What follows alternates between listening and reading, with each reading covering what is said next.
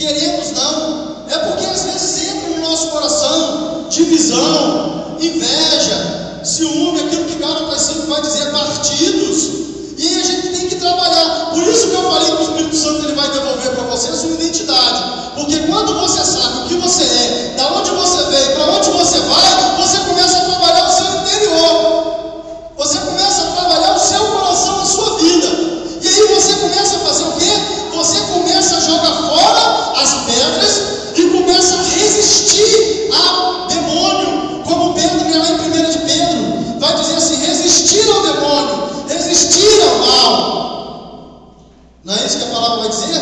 E aí você começa a resistir. Quando você recebe propostas, aonde você está vendo que não condiz com a sua fé, não condiz com o seu batismo, não condiz com a sua personalidade, com a sua identidade, o que você faz? Não. E não tem explicação. Não é não. Porque a palavra ela vai dizer que o seu sim seja sim e o seu não seja não. Um outro exemplo que eu vou dar para vocês. Há pouco tempo atrás, o meu grupo de oração lá, quem coordena sou eu. É o Espírito Santo. Eu sou apenas instrumento. Então, eu recebi uma proposta de emprego. Trabalhar à noite, pegar de 10 horas da manhã até 6 horas da noite. De segunda a sexta. Minha reunião é na segunda, o meu grupo é na terça. E tem missões que a gente tem que sair na sexta e eu só volto domingo à noite. O que vocês acham que o Espírito Santo já tinha colocado no meu coração? A proposta foi, você vai ganhar mais. Você vai ganhar mais um bocadinho. Vai ser bom para você. A noite é sossegado. Mas você acha que o Espírito Santo ia me deixar sossegado? Você acha que uma pessoa batizada no Espírito Santo, vendo as pessoas morrer, vendo as pessoas do grupo de oração entrar com depressão, entrar triste e ficar lá inerte para ganhar mais, sendo que o meu rei é o dono do ouro e da prata? Meu Deus, o seu Deus é dono do ouro e da prata. E eu já sabia da resposta. Eu só não falei na hora para não deixar o meu encarregado sem graça. Eu falei, eu vou conversar com a minha esposa, porque eu já sabia da decisão dela. Nós somos um. O que eu sinto, ela sente. O que ela sente, eu sinto. Para vocês terem uma ideia, esse Espírito Santo ele nos unifica tanto, mas tanto, que tem momentos que eu até sei a hora que ela está com fome. Quando eu vou pegar ela no serviço, aí eu já estava lanchinha, ela falou assim, como é que você adivinhou que eu estava com fome? Eu falei, nós somos um, querido. Nós somos um. É esse Espírito Santo que nos unifica. É essa graça que Deus nos dá. E aí eu já sabia da resposta. Glória a Deus. Eu já sabia que uma vez ela falou, se for para você viajar ou trabalhar à noite, minha resposta é não. E a resposta dela não é minha resposta. Né? Não tem como. E aí fui lá, conversei e falei, melhor, minha resposta, minha esposa disse não, e eu também digo não. E muitos falam, nossa, eu não tenho medo, não, que medo? Medo de quê? Do homem que trabalhou 3 anos vivendo com um salário mínimo e nunca faltou nada e construindo casa, e hoje eu tenho casa. Trabalhei 3 anos ganhando salário mínimo, para que eu vou ter medo? Fiquei 3, 4 meses lá em casa desempregado, as portas não se abriam, mas o fogo caía, a unção descia, a graça acontecia, e as portas se abriram. Tem medo de quê? Tem medo de quê? Você receberá os maiores tesouros da face da terra, que se chama Espírito Santo de Deus. Para que você vai ter medo? Os acontecimentos da sua vida, você pode ter certeza, não é porque você é pregador da palavra, porque alguém ficou chateado comigo, não, porque tem acontecimentos que Deus faz com que a gente cresça, com que a gente seja melhor para nós mesmos, melhor para nossa família, e seja homens que confiem nele. E confiem nele. Você já acha que isso, eu tenho isso como provação? Não, eu tenho isso como crescimento. Eu tenho isso como crescimento, eu cresci como pessoa. Eu cresci. E é isso que o Espírito Santo faz. Quando nós arrancamos as pedras do nosso coração e nós vamos resistir que nós aprendemos, nós crescemos. Porque nem você, nem eu, nem o Zé Roberto sabe aonde Deus deseja nos levar. Quantas pessoas o Zé Roberto pensava que pessoas, de lá do outro lado do mundo que ligam para nós, porque ouviu falar de nós e pede para rezar. Pede para rezar. Eu estava acompanhando um rapazinho lá de Porteirinha, fazendo acompanhamento via telefone,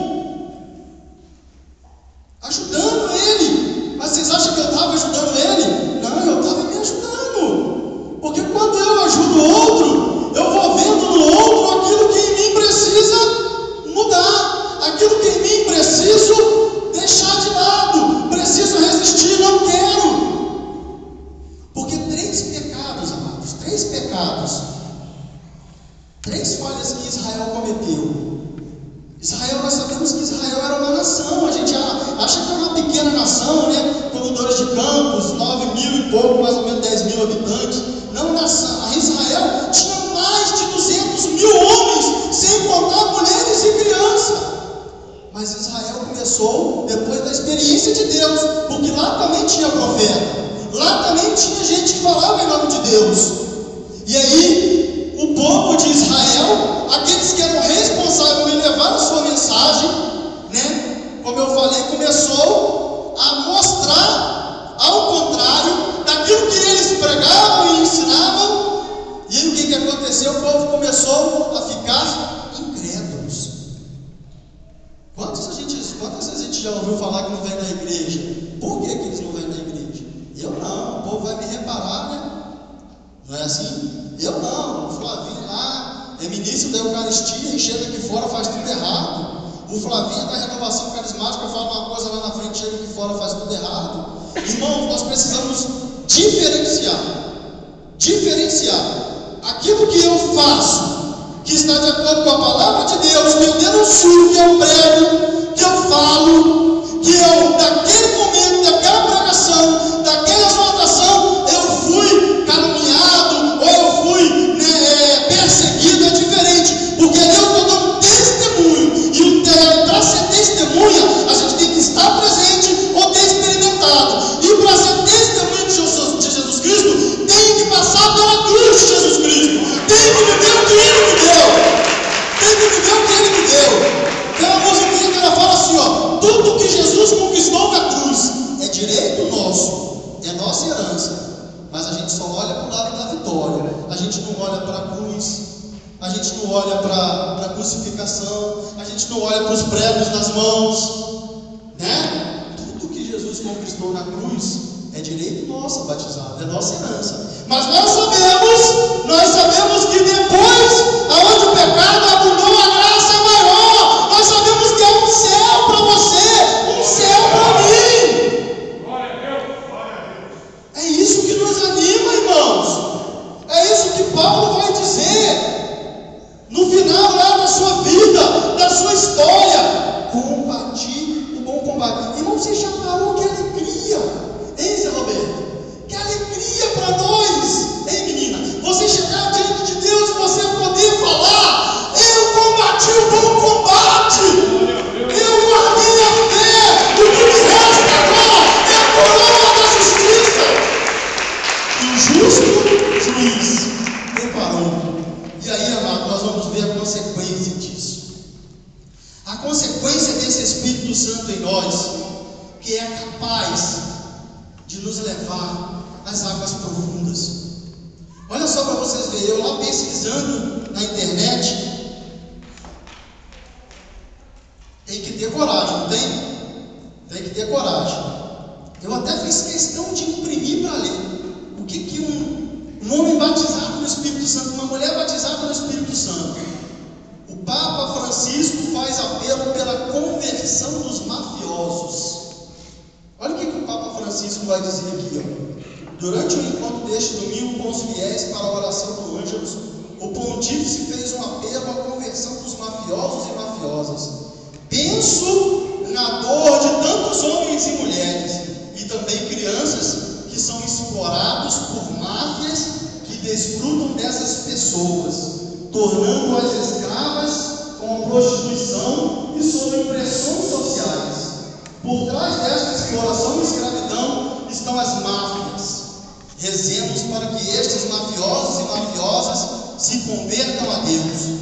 As palavras do Papa Bergoglio leram a exortação feita em 9 de maio de 93 por João Paulo II nos vales dos templos, quando se dirigiu aos cilicianos, convidando a civilização contrária, a civilização da morte. Papa falou diretamente aos mafiosos, culpando-os pelo sofrimento dos cilicianos e acusando-os de não respeitar a palavra de Deus. O apelo feito por Papa Francisco nesse domingo se refere à beatificação de Padre Gil Sepp, sacerdote mate assassinado pela máfia em 93. Olha o que o homem batizado do Espírito Santo acontece com ele. Foi um sacerdote exemplar que se decidiu especialmente a pastoral juvenil, educando os jovens segundo o Evangelho. Ele os tirava da delinquência, que tentou derrotá-lo, matando. Na realidade, porém, foi ele que venceu com Cristo ressuscitado. O mundo acha que nos vence, mas na verdade somos nós que vencemos o mundo. Somos nós que vencemos, porque em 1 Coríntios, Menor vai dizer assim, ó, que a cruz de Cristo é loucura para o mundo. Para aqueles que seguem, é uma vitória, é uma graça. É uma graça, irmãos. Então você é batizado no Espírito Santo, irmão. O que você deseja mais? Você batizado no Espírito Santo, você tem tudo. Basta ouvir a voz do Espírito, porque Ele fala. Ele fala. O primeiro sinal que nós temos como batizado no Espírito Santo vai dizer assim, que é a unidade, a comunhão, a abertura, a reconciliação e o perdão. Você tem vivido isso quando você pede o Espírito Santo? Quando você pede o Espírito Santo, né? Olha só para você ver. Quando você pede o Espírito Santo, você lembra daquela pessoa que você precisa levar o perdão? Você lembra que às vezes você magoou você mesmo e você precisa se perdoar? Você lembra que você precisa se reconciliar com o seu pai, com sua mãe, com seu namorado, com sua namorada, no seu trabalho? Você lembra? É o Espírito Santo, que nesse momento ele está tocando no seu coração. Teve uma vez, lá no meu serviço, é ponto, né? A gente passa o crachá. E aí uma vez, eu fui furar fila.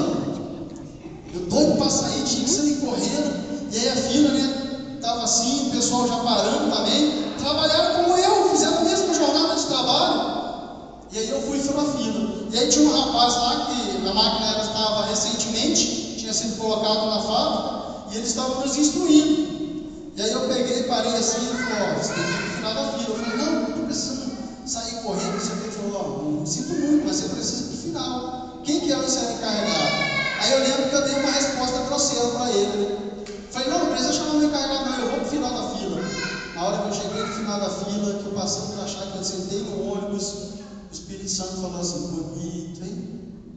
O que você acabou de fazer? Muito bonito isso. Um homem que leva a minha palavra, um homem cheio do Espírito Santo fazer isso. Ai, irmãos, eu confesso para vocês que eu não dormi a noite direito.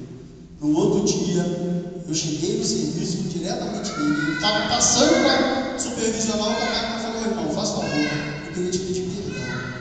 Ele falou, não, eu sei, né, vocês doidos para parar, não, mas eu quero te pedir perdão. Em nome de Jesus, eu quero que você me dê esse perdão, porque eu não agi de maneira correta. Não foi a maneira correta. Eu deveria ter, você estava ali como responsável, eu deveria ter ido para o final da fila.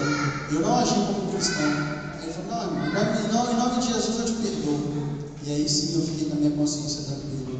Pequenas coisas. E aí a gente vai ver esse sinal de unidade, sinal de comunhão. Eu não preciso ficar falando, né? Qual a placa da igreja que eu sigo? Qual é a igreja que eu sou? Da onde eu sou? Não! Os sinais acompanharão os que creem. Os sinais acompanharão os que creem.